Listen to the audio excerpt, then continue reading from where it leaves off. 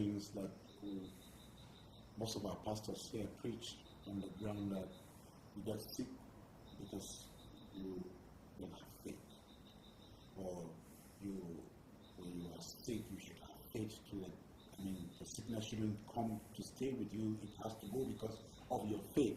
So if you are sick, you are seen as someone who is hopeless. That's where sickness is coming to you. What is So first of all, if you look at Hebrews 12, where God says in Hebrews 12 that do not despise the chastening of the Lord. Instead, learn from the chastening of the Lord. If all you do is go, when you're sick, I don't have faith, or I don't have strong enough faith, that's not what you're supposed to do.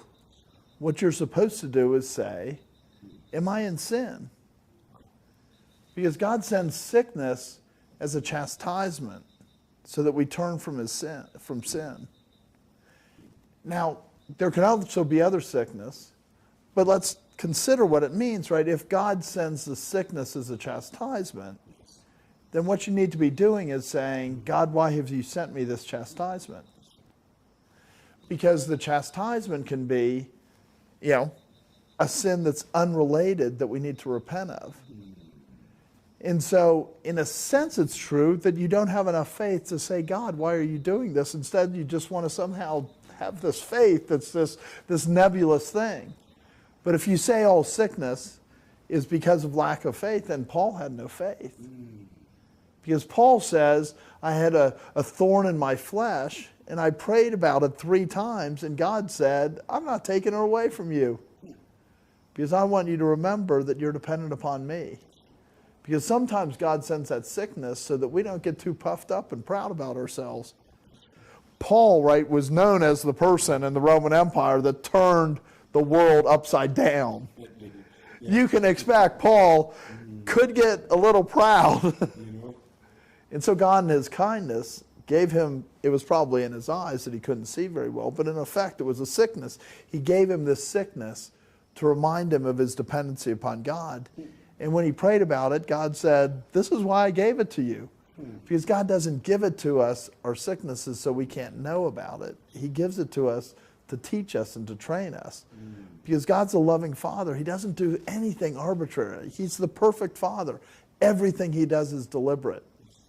And so when we just say have stronger faith, that means nothing. If instead we say, go to God, like it says any trial, not just sickness, but any trial. In James 1 it says, count it all joy. So the first thing we're supposed to do is say, this is from the hand of God, it's good. Now that can be really hard when somebody steals from you, when you're sick, when you have a car accident. It can be really hard to say, but God says, count it all joy when you fall into diverse trials, knowing this, that the testing of your faith produces patience. And let patience have its perfect reward, that you can be complete, wanting nothing. And so God says, I'm sending you this sickness, I'm sending you this whatever the thing is, to grow your faith. So sickness isn't a sign of lack of faith or not having strong enough faith or having no faith, which is what frequently happens, is that the pastor goes, well, you must not have any faith. It's the sign for a Christian that God is increasing your faith. We're to count it all joy, going, God's working on us. And in Hebrews 12, back to Hebrews 12, it says, after we receive that chastisement and we learn from it, it bears the peaceable fruits of righteousness. That's a blessing. God sends it because it's a blessing.